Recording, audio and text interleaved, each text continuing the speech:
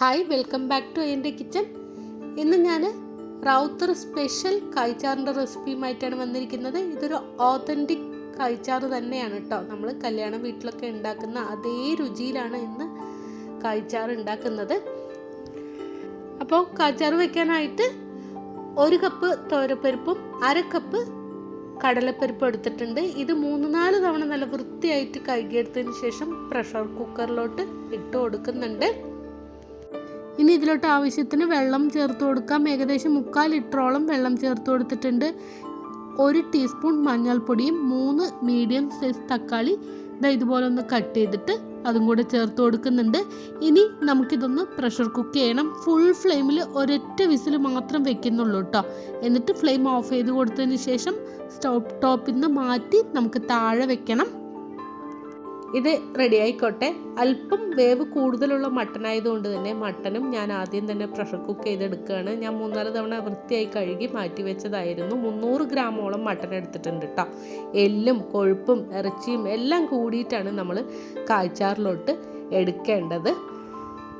ഇനി ഇതിലോട്ട് ഇഞ്ചി, വെളുത്തുള്ളി, ചെറിയുള്ളി പേസ്റ്റ് ഓരോ ടീസ്പൂൺ വീതം ഇട്ട് കൊടുത്തിട്ടുണ്ട്. 1 ടീസ്പൂൺ മഞ്ഞൾപ്പൊടിയും അതേപോലെ തന്നെ 3/4 ടീസ്പൂണോളം മുളക് പൊടിയും 1/2 ടീസ്പൂൺ ഗരം മസാലപ്പൊടിയും ആവശ്യത്തിനുള്ള ഉപ്പും ചേർത്ത് കൊടുത്തതിന് ശേഷം ഇനി ഇതിലോട്ട് ഇറച്ചി മുങ്ങുന്ന രീതിയിൽ മാത്രം വെള്ളം ഒഴിച്ചു കൊടുക്കാം. എന്നിട്ട് ഇതുപോലെ ഒന്ന് മിക്സ് ചെയ്ത് കൊടുത്തിട്ട് പ്രഷർ കുക്ക് ചെയ്തെടുക്കാം. ഇതൊക്കെ റെഡിയാക്കുമ്പോഴത്തേക്കും നമ്മുടെ പരിപ്പിൽ ആവി വന്നിട്ടുണ്ട്. ഇനി അതിൽ വെയിറ്റ് ഇട്ട് കൊടുക്കാം. എന്നിട്ട് നമുക്ക് ഇറച്ചിയും നമുക്ക് പ്രഷർ കുക്ക് ചെയ്യാനായിട്ട് മറ്റൊരു സ്റ്റൗവിൽ വെച്ച് കൊടുക്കാം.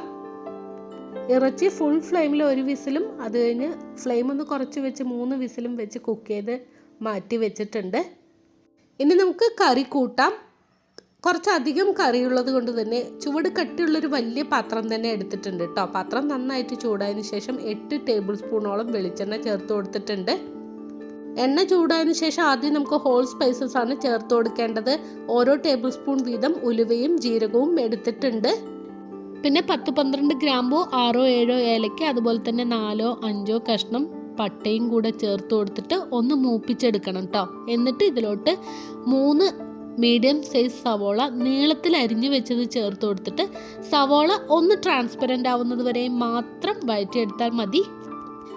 ഇനി ഇതിലോട്ട് 5 ടേബിൾ സ്പൂൺ വീതം ഇഞ്ചി, വെളുത്തുള്ളി, ചെറിയുള്ളി എന്നിവ അരച്ചതും കൂടെ ചേർത്ത് കൊടുത്തിട്ട് നന്നായിട്ട് ഇതൊന്ന് വഴറ്റിയെടുക്കണം.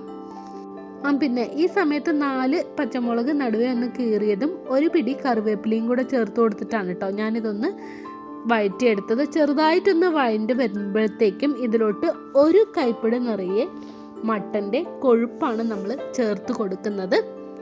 ഈ ഒരു സ്റ്റെപ്പ് നിങ്ങൾ സ്കിപ്പ് ചെയ്യരുത് കേട്ടോ. കായ്ച്ചാറ് വെക്കുമ്പോൾ സാധാരണയായിട്ട് എല്ലും കൊഴുപ്പും കുറച്ച് ഇറച്ചിയും കൂടിയിട്ടാണ് വെക്കാറുള്ളത്.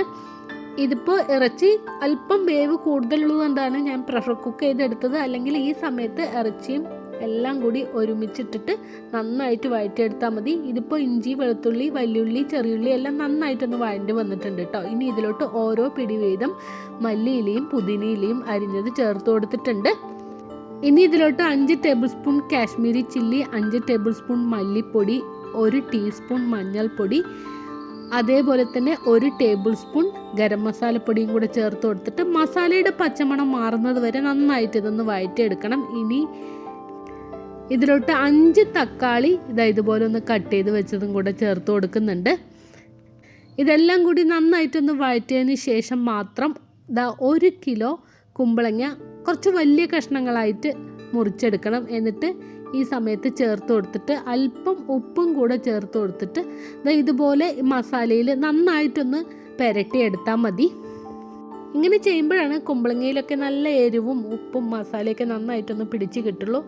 ഈ സമയത്ത് തന്നെ ബാക്കിയുള്ള പച്ചക്കറിയും കൂടി ചേർത്ത് കൊടുത്തിട്ടുണ്ട് കേട്ടോ. അതായത് വാഴയ്ക്കയും ഉരുളക്കിഴങ്ങും ഈ സമയത്ത് ചേർത്ത് കൊടുത്തിട്ടുണ്ട്. എന്നിട്ട് ഒന്നുകൂടെ ഒന്ന് മിക്സ് ചെയ്ത് കൊടുക്കുകയാണ്. ഈ 3 പച്ചക്കറികളും വേകാൻ കുറച്ചധികം സമയം എടുക്കല്ലോ, അതുകൊണ്ട് തന്നെ ആദ്യം തന്നെ ചേർത്ത് കൊടുത്തത് കേട്ടോ. ഈ സമയത്ത് നമ്മൾ നേരത്തെ കുക്ക് ചെയ്ത് വെച്ചിരിക്കുന്ന ഇറച്ചിയും കൂടെ ചേർത്ത് കൊടുത്തിട്ടുണ്ട്. ആ വെള്ളത്തോടു കൂടെ തന്നെ ഞാൻ ചേർത്ത് കൊടുത്തിട്ടുണ്ട്. എന്നിട്ട് ഇത് ഒന്നുകൂടെ ഒന്ന് മിക്സ് ചെയ്ത് കൊടുക്കുന്നുണ്ട്. ഇറച്ചി വേവിച്ച കുക്കറിൽ കുറച്ചധികം മസാലയൊക്കെ ഇരിപ്പുണ്ടല്ലോ, അതുകൊണ്ട് തന്നെ കുറച്ച് ചൂടുവെള്ളം ഒഴിച്ചു കൊടുത്ത് ഒന്ന് കഴുകിയിട്ട് ഇതുപോലെ പച്ചക്കറിയിലോട്ട് ഒഴിച്ചു കൊടുക്കുന്നുണ്ട്. ഇനി പച്ചക്കറി മുങ്ങുന്ന രീതിയിൽ വെള്ളം ഒഴിച്ചു കൊടുത്തിട്ട് ഒന്ന് മിക്സ് ചെയ്ത് കൊടുത്ത് അടച്ച് വെച്ച് നമുക്ക് പച്ചക്കറി ഒന്ന് കുക്ക് ചെയ്തെടുക്കാം. ക്യാമറ ഓൺ ചെയ്യാൻ മറന്നുപോയതാണ് കേട്ടോ. ആവശ്യത്തിനുള്ള ഉപ്പ് കൂടെ ചേർത്ത് കൊടുത്തിട്ട് ഒന്ന് മിക്സ് ചെയ്ത് കൊടുത്ത് വേവിച്ചെടുക്കുന്നുണ്ട്. ഒരു വലിയ നാരങ്ങയുടെ വലിപ്പത്തിൽ വാളൻ പുളി എടുത്തിട്ടുണ്ട്. 2-3 തവണ വൃത്തിയായിട്ടൊന്ന് കഴുകിയതിന് ശേഷം അല്പം ചൂടുവെള്ളം ഒഴിച്ചു കൊടുത്തിട്ട് മാറ്റി വെക്കുന്നുണ്ട് കേട്ടോ. 1-2 തവണ ഒന്ന് തുറന്ന് മിക്സ് ചെയ്ത് കൊടുത്ത് വീണ്ടും അടച്ച് വെച്ച് പച്ചക്കറി വേവിച്ചെടുത്തിട്ടുണ്ട്. ഇതിപ്പോൾ ഏകദേശം 1/4 വേവ് ആയിട്ടുണ്ട് കേട്ടോ. അരിഞ്ഞു വെച്ചിരിക്കുന്ന മുരിങ്ങക്കായും വഴുതനങ്ങയും ചേർത്ത് കൊടുക്കാം. 5-6 മുരിങ്ങക്കായും അതുപോലെ തന്നെ 5-6 വഴുതനങ്ങയും ഉണ്ടായിരുന്നു. ഒന്ന് മിക്സ് ചെയ്ത് കൊടുത്ത് അടച്ചു വെച്ച് പച്ചക്കറി നന്നായിട്ടൊന്ന് കുക്ക് ചെയ്തെടുക്കാം. ഇതിലോട്ട് പച്ചക്കറി അരിയുമ്പോൾ കുറച്ച് വലിയ കഷ്ണങ്ങളായിട്ട് തന്നെ അരിഞ്ഞു വെക്കാനായിട്ട് നോക്കണം. നമ്മൾ ചേർത്ത പച്ചക്കറിയൊക്കെ ഒരു വിധം വെന്തിട്ടുണ്ട്. ഈ സമയത്ത് ഒരു വലിയ മാങ്ങ ഇതുപോലെ കട്ട് ചെയ്തതും കൂടെ ചേർത്ത് കൊടുത്തൊന്ന് മിക്സ് ചെയ്ത് കൊടുക്കുന്നുണ്ട്. ഇനി നമ്മുടെ പുളി വെള്ളം ഒഴിച്ചു കൊടുക്കാം.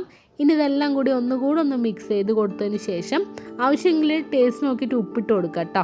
എന്നിട്ട് ഇതൊന്ന് അടച്ച് വെച്ച് നന്നായിട്ടൊന്ന് തിളപ്പിച്ചെടുക്കാം. പുളിയുടെ പച്ചമണം എല്ലാം മാറി പച്ചക്കറികൾ നന്നായിട്ടൊന്ന് വെന്ത് വന്നോട്ടെ.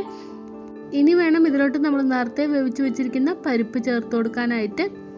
അല്പം വെള്ളവും കൂടെ ചേർത്ത് കൊടുത്ത് ഒന്ന് മിക്സ് ചെയ്തെടുത്തിട്ട് അടച്ച് വെച്ച് നന്നായിട്ട് ഇതൊന്ന് തിളപ്പിച്ചെടുക്കുന്നുണ്ട്. ഇനി നമുക്ക് കാച്ചാറിലോട്ടുള്ള തേങ്ങ അരച്ചത് ചേർത്ത് കൊടുക്കണം. ഒരു വലിയ തേങ്ങ മുഴുവനായിട്ട് എടുത്തിട്ടുണ്ട് കേട്ടോ. എന്നിട്ട് അല്പം മാത്രം വെള്ളം ചേർത്തുകൊണ്ട് ഒന്ന് ഒതുക്കി എടുത്തിട്ടേ ഉള്ളൂ. നന്നായി അരഞ്ഞു പോകരുത്, ആ കാര്യം പ്രത്യേകം ശ്രദ്ധിക്കണം. അപ്പോൾ തേങ്ങ ചേർത്ത് കൊടുത്തിട്ട് ഇതുപോലെ നന്നായിട്ടൊന്ന് മിക്സ് ചെയ്ത് കൊടുത്തതിന് ശേഷം അടച്ച് വെച്ച് ഒന്ന് തിളപ്പിച്ചെടുക്കുന്നുണ്ട്.